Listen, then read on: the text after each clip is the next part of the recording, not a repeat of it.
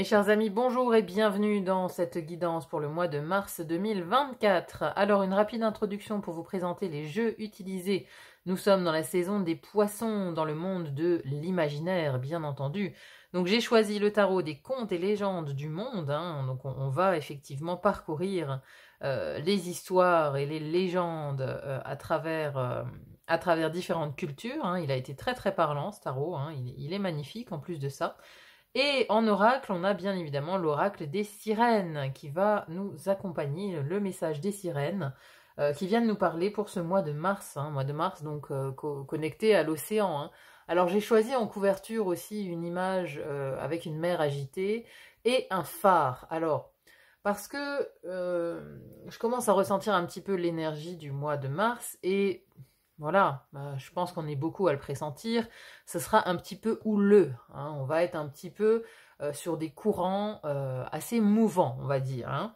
Donc l'image est assez parlante et j'ai surtout voulu prendre une image avec une lumière dans les ténèbres quelque part, parce que il va falloir fixer la lumière pour garder quelque part cette foi, garder la foi et dire que tout va bien se passer. Au final, même si on traverse des remous, même si on traverse des tempêtes, on va arriver à bon port. C'est un petit peu l'idée de ce qu'il faut dire.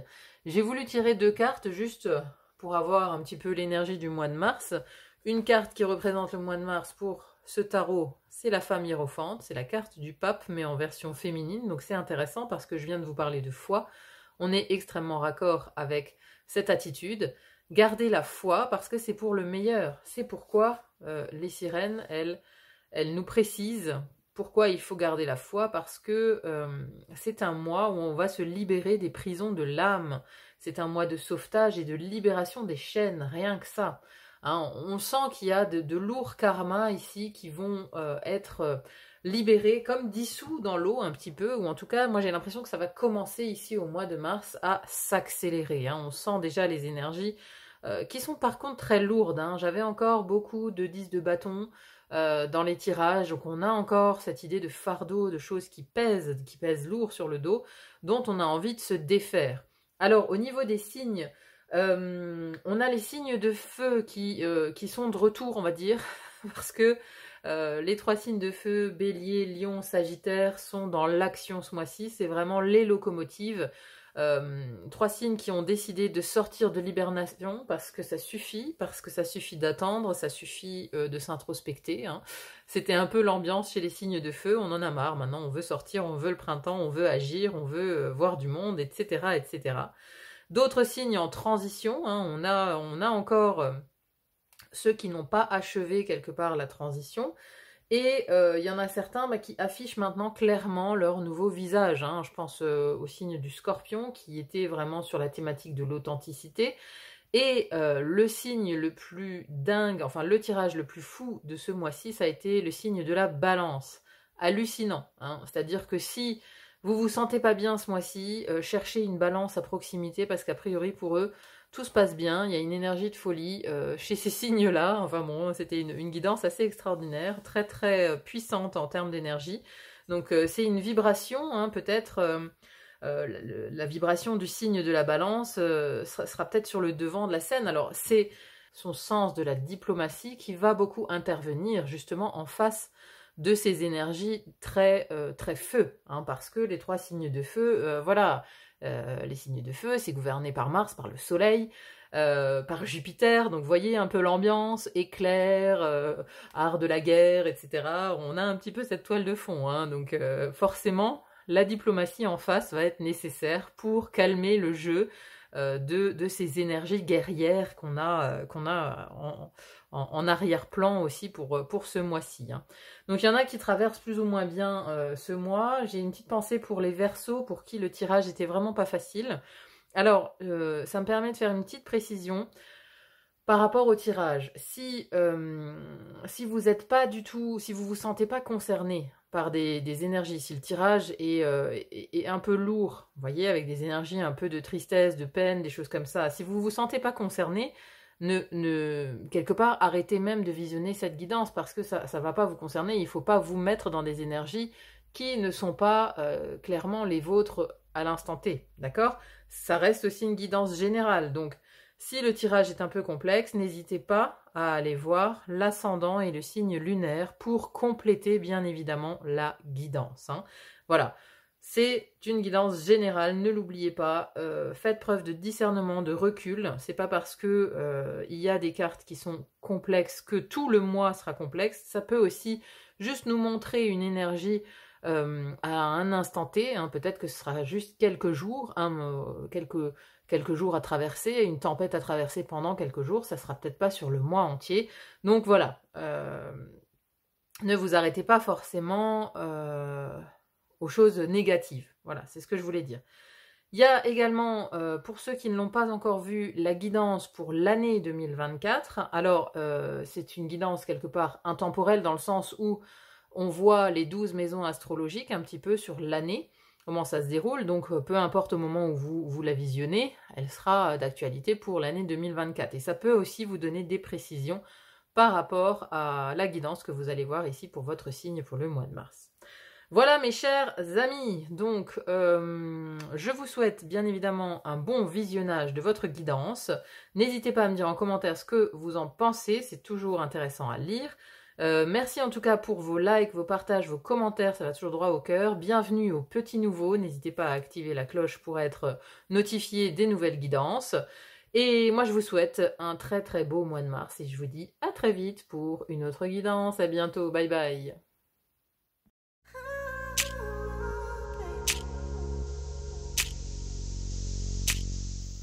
Mes chers Capricornes, bonjour et bienvenue dans votre tirage pour le mois de mars 2024. Alors, on voit tout de suite d'où vous venez, hein, avec quelle énergie vous arrivez dans le mois. Eh bien, on a une arcane majeure qui est celle de la force. Alors ici, sur votre tirage en général, hein, il y a beaucoup de détermination qui se dégage, beaucoup de force, justement, de force, de courage, de détermination, d'envie d'atteindre certains objectifs, d'aller droit au but, hein, c'est ça. Il y a beaucoup d'énergie plutôt un peu yang, hein. J'ai quand même l'impression que voilà, on a envie que ça avance, on a envie d'agir, on a envie. C'est en tout cas comme ça que vous rentrez dans le mois de mars avec l'envie vraiment d'agir.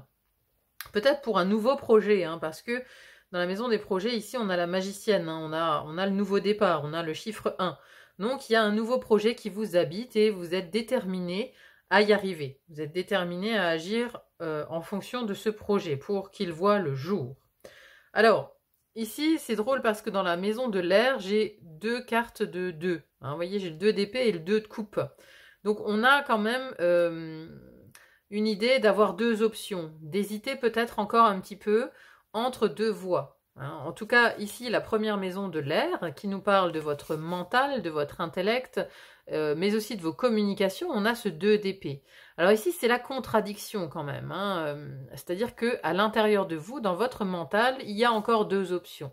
Il y a encore deux solutions. Vous voyez, si vous partez par exemple sur une formation, il y a encore deux possibilités. Et vous restez un petit peu indécis, hein, parce que le 2 d'épée, c'est justement, on ne prend pas de décision, on réfléchit aux différentes options, et il peut, effectivement, les deux peuvent être contradictoires, vous voyez.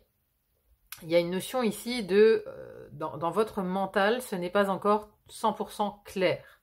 Hein. Vous allez vers quelque chose, mais peut-être que les détails d'ici de ce projet vous sont encore inconnus. Vous n'avez pas encore toutes les cartes en main. C'est un peu l'impression qu'on a.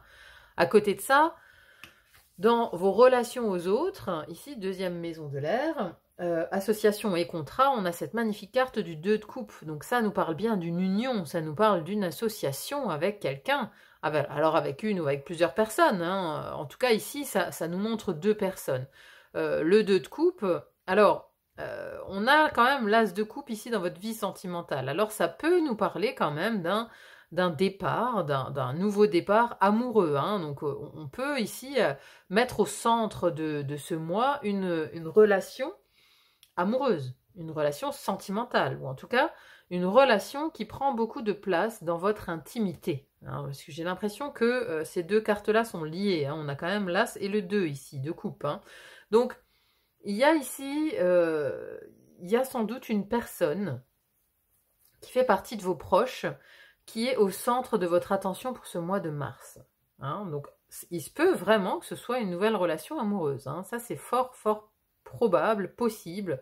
Pour tous les Capricornes célibataires qui me regardent, ici, il peut y avoir une opportunité d'union et de rencontre avec quelqu'un pour ce mois de mars.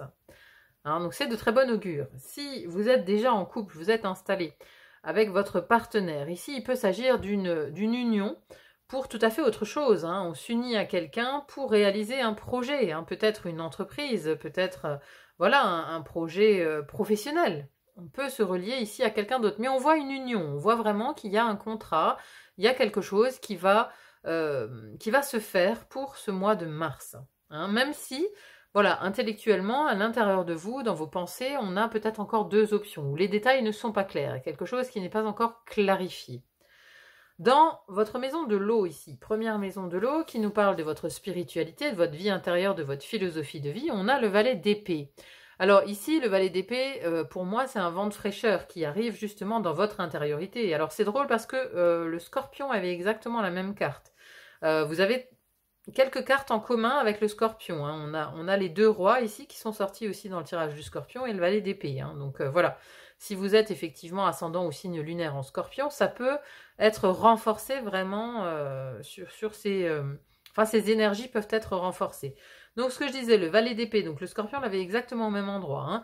C'est vraiment un vent de fraîcheur, de nouvelles idées qui viennent ici dans votre intériorité, dans votre philosophie de vie, dans votre manière de voir la vie, dans votre spiritualité. Vous vous intéressez peut-être justement à de nouvelles philosophies, à une nouvelle spiritualité.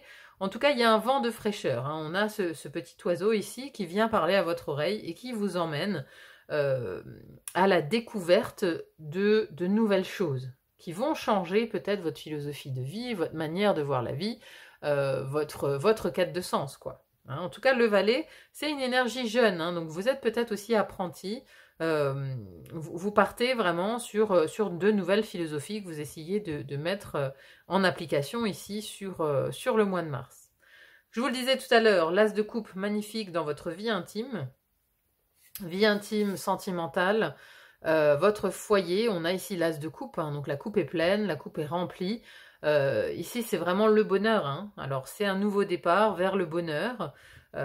Comme je vous le disais avant, avec ce 2 de coupe, à voir hein, si vous êtes célibataire ou si vous êtes en couple. En tout cas, si vous êtes déjà en couple, c'est vraiment ici le bonheur qui vient à vous. Hein. En tout cas, il y a une abondance au niveau du cœur, quoi. L'as de coupe, c'est ça. Ici, ça représente le saké, un boisson sacré. Donc, et on a ce côté as, un nouveau départ. Nouveau départ, si vous étiez en couple, il y a du renouveau. Il y a quelque chose qui recommence. On atteint quelque part un nouveau bonheur.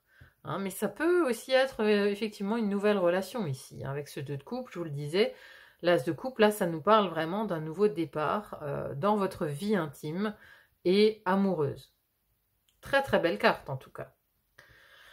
Ensuite ici, alors le signe précédent, le Sagittaire, avait la reine d'épée et vous avez le roi d'épée ici dans la première maison du feu qui parle de votre énergie, de votre personnalité, de votre manière d'être, comment on vous voit aussi de l'extérieur. Et ici on a ce magnifique griffon. Donc le griffon qui est donc mi-aigle, mi-lion. Hein, donc vous voyez déjà un petit peu les caractéristiques de l'aigle et du lion. Hein. Ensemble, c'est force, détermination, vision claire, on prend de la hauteur, on voit venir les choses. Vous êtes extrêmement bien équipé, ou en tout cas vous avez une énergie assez forte. Hein, je le disais en préambule, on a un côté très déterminé, hein, déterminé à avancer, déterminé à aller de l'avant, à accomplir certaines choses. Parce que ici, ce roi d'épée, voilà, il est déjà dans une position de roi, donc on est sur une position hiérarchique. Hein, vous voyez, vous incarnez ce roi d'épée. Donc, en termes d'énergie, vous dégagez quand même quelque chose d'assez fort, d'assez autoritaire, hein, mais surtout ici de déterminé, parce que quand on vient vous voir, on voit le griffon, on voit quand même ce personnage mythologique, mi-lion, mi-aigle, donc forcément ça impressionne. Vous pouvez avoir tendance à impressionner aussi les gens qui viennent vers vous. pendant ce mois de mars. Il y a vraiment un côté autoritaire. Il y a un côté, enfin autoritaire, non, pas dans le sens négatif du terme. Il y a une forme d'autorité naturelle en fait. Une forme d'autorité naturelle que vous avez pour justement conduire certaines entreprises. Vous pouvez prendre la tête d'un groupe, vous pouvez prendre votre indépendance peut-être aussi au niveau de l'entrepreneuriat. Enfin voilà, vous prenez la tête de quelque chose en tout cas. Parce que le roi d'épée, il est déterminé, il y voit clair, il a la tête froide pour agir. Voilà, il ne se fait pas manger par ses émotions. Ensuite, à côté de ça, deuxième maison du feu, on a une arcane majeure qui est celle de la magicienne, donc du magicien. Carte numéro 1, donc ici c'est la maison des projets, des créations, de l'expression de soi. Donc ici on a vraiment quelque chose qui débute, on a un projet qui commence.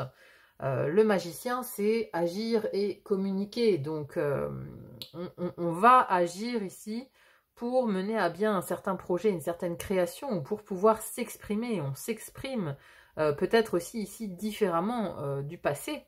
Il y a un positionnement en fait où comment dire, un positionnement d'affirmation de soi.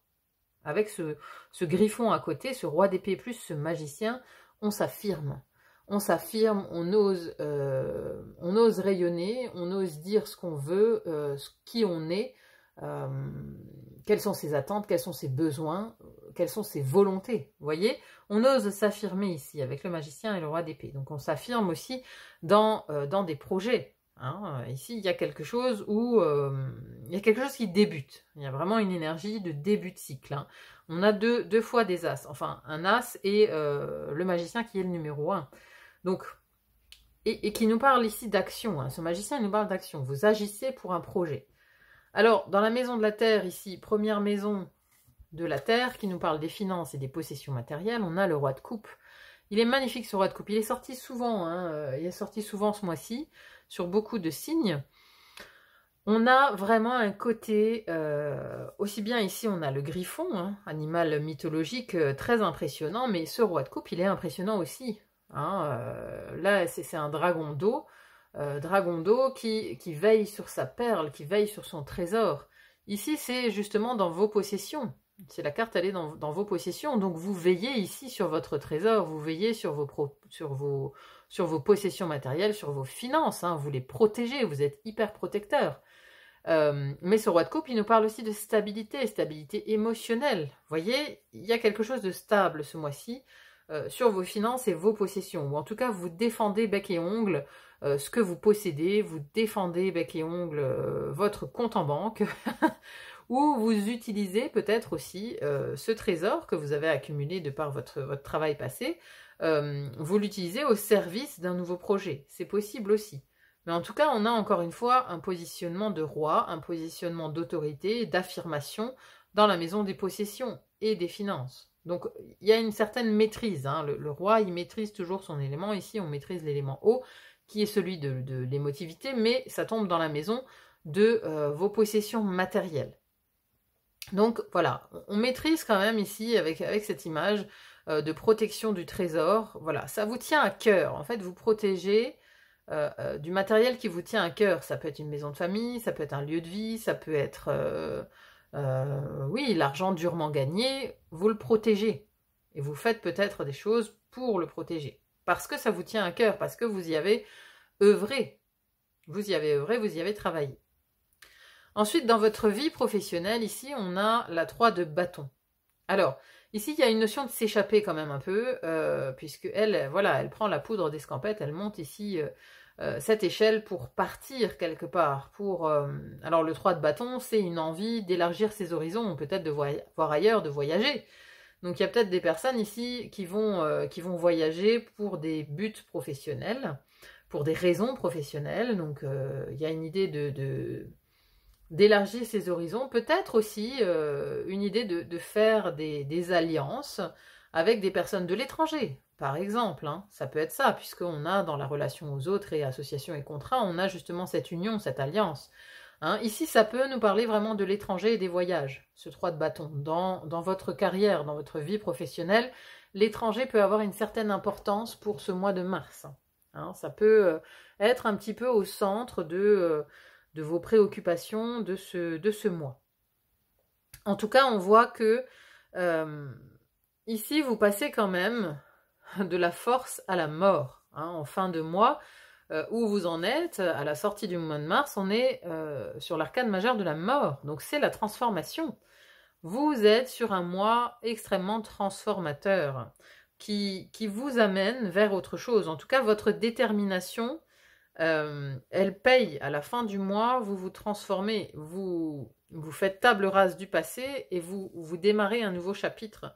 Donc là, on est vraiment sur une clôture de cycle, mais aussi sur un prochain redémarrage. Il y a quelque chose qui se transforme dans votre vie sur cette fin de mois. Alors, s'il s'agit ici d'une alliance que vous faites, ça peut être une alliance déterminante pour la suite, pour recommencer un nouveau cycle. Alors, il peut s'agir aussi d'une nouvelle relation sentimentale, donc qui va également transformer votre vie et vous amener vers une prochaine étape. Hein. Il y a quelque chose de ce type-là, en tout cas... ici, vous démarrez quelque chose qui va vous amener vers la transformation. On démarre avec l'idée de l'as et du magicien. On démarre quelque chose, on démarre un nouveau projet qui va vous amener ailleurs, qui va vous transformer. Hein, la mort, c'est toujours... voilà, il y a quelque chose qui meurt, mais pour redémarrer sous une autre forme. Hein, c'est aussi ça qu'il faut retenir. Hein. Tout meurt pour renaître. Et il y a un petit peu cette idée-là dans votre tirage, c'est que il y a déjà du renouveau, mais ça se met en place sur le mois de mars pour arriver à autre chose, sans doute au mois d'avril. Hein. Alors on va conclure ici avec l'oracle des sirènes. Quel est donc le message des sirènes pour vous, mes amis Capricorne?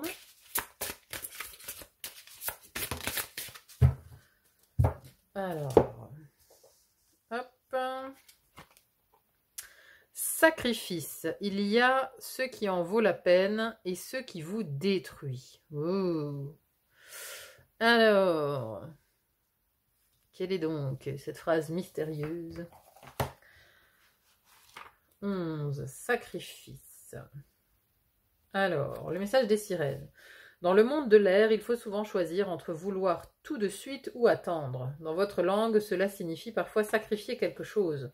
Nous connaissons les histoires que vous vous racontez les uns aux autres, et les déités de la terre et du ciel aussi. Dans l'océan, il y a également eu de grands sacrifices. Des baleines se sont parfois échouées pour nourrir vos ancêtres.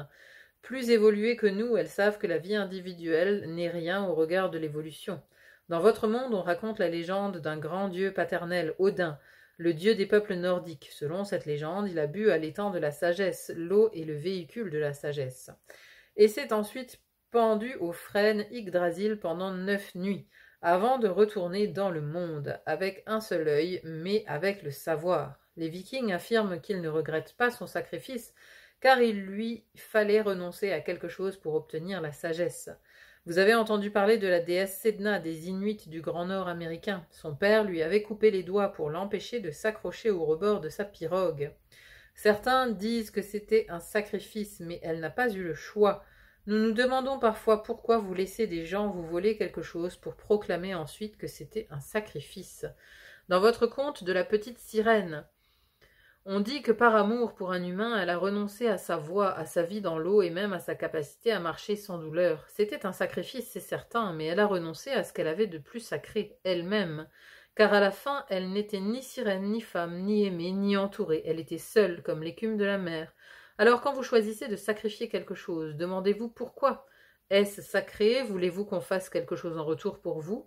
Est-ce parce que le résultat vaut mieux que la perte apparente? Faites des sacrifices judicieux, décidez-les. Tout le reste n'est que manipulation et vol. Alors ici, il y a la notion de choix. C'est drôle parce qu'on avait ici 2 fois la carte du 2, je vous le disais, hein, en préambule. Ça peut augurer justement d'une décision à prendre, hein, surtout ici dans votre mental, dans votre intellect. On voit que vous réfléchissez à 2 voies possibles. Donc il y a peut-être quelque chose que vous vous apprêtez à sacrifier. Peut-être qu'il s'agit de cette perle, qu'il s'agit de revenus, de finances que vous avez mis de côté pour poursuivre un rêve, justement le rêve de cette magicienne, ici, que vous voulez, voilà, exaucer. Hein, voilà, cette magicienne ici, c'est la marraine la bonne fée dans Cendrillon qui transforme les citrouilles en carrosses. Donc peut-être êtes-vous prêt ici à sacrifier peut-être une partie de vos possessions pour aller vers votre rêve, pour aller poursuivre une noble cause, hein, parce qu'on a cette détermination, cette force. Hein, vous êtes peut-être prêt à sacrifier quelque chose pour suivre peut-être une intuition, quelque chose qui vient ici comme une nouvelle idée. Vous avez une intuition qu'il faut peut-être créer quelque chose, d'où le nouveau départ ici, et vous êtes prêt ici à sacrifier peut-être cette perle pour avoir les finances nécessaires pour la mettre, pour partir, hein, pour faire comme cette femme ici, pour partir vers ailleurs, vers un autre univers, voyez. Donc, il y a une idée de choix et de sacrifier quelque chose. Ce sacrifice, il s'illustre aussi ici par la mort.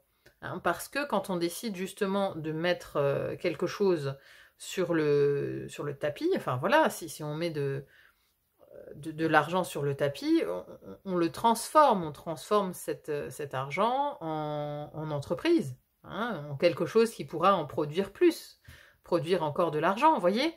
Donc il y a une transformation ici, parce que ce qui va être peut-être dépensé ici, cette perle, elle va nourrir un autre cycle, elle va nourrir autre chose. Donc vous êtes prêt à sacrifier quelque chose, mais parce que je pense que vous entrevoyez un nouveau projet, vous entrevoyez quelque chose de neuf. Et donc là, vous allez réfléchir, hein, je vous disais, il y a une transition entre la force, le courage et la mort, c'est-à-dire que c'est vraiment le mois ici où vous décidez de faire ou non ce sacrifice, vous décidez ou non de faire ce choix. À la fin du mois, vous avez choisi, hein, vous n'êtes plus dans l'hésitation, hein, votre mental, c'est réglé. C'est réglé puisque la mort est là. La mort, elle active le changement. Donc vous prenez cette décision au mois de mars. Il y a la décision de faire un sacrifice. De sacrifier quelque chose, hein, peut-être aussi un job, hein, peut-être, voilà, vous êtes dans un job depuis longtemps, vous êtes en sécurité matérielle et financière, vous avez acquis suffisamment de ressources et vous décidez peut-être ce mois-ci de sacrifier ce job, de sacrifier cette sécurité pour aller justement élargir vos horizons, pour aller voir ailleurs, parce que vous avez un appel du cœur, un appel... peut-être que vous rencontrez quelqu'un aussi qui vous amène sur une autre opportunité, donc vous faites le sacrifice de cette sécurité pour aller peut-être vers l'inconnu, mais pour aller vers autre chose, pour aller élargir vos horizons. En tout cas, moi, c'est comme ça que je le ressens. Je le ressens pas négativement, hein, ce sacrifice. Hein. Je le ressens vraiment pour... peut-être que ça vous paraît inconnu, l'endroit où vous allez pour l'instant, donc il y a peut-être des réticences, hein, c'est pour ça qu'on hésite et qu'on est fermé ici dans son mental. Il y a beaucoup d'hésitation, hein. Parce que c'est peut-être un changement ici qui demande justement sacrifice. Alors un sacrifice, ça se pèse, ça se sous-pèse, ça s'étudie, ça se réfléchit. Et de toute façon, vous allez avoir les capacités avec ce roi d'épée ici à prendre les bonnes décisions. Et vous allez l'acter de toute façon à la fin du mois. Voilà mes chers amis Capricorne, j'espère vraiment que ce tirage vous aura parlé. N'hésitez pas à me dire en commentaire comment ça résonne dans votre vie, comment ça résonne pour vous. C'est toujours très intéressant à lire. En tout cas, moi, je vous remercie infiniment d'être là sur la chaîne. Merci pour vos likes, vos commentaires, vos partages, ça va toujours droit au cœur. Merci infiniment. Sur ce, je vous souhaite un très bon mois de mars et je vous dis à très vite pour une autre guidance. À bientôt, bye bye.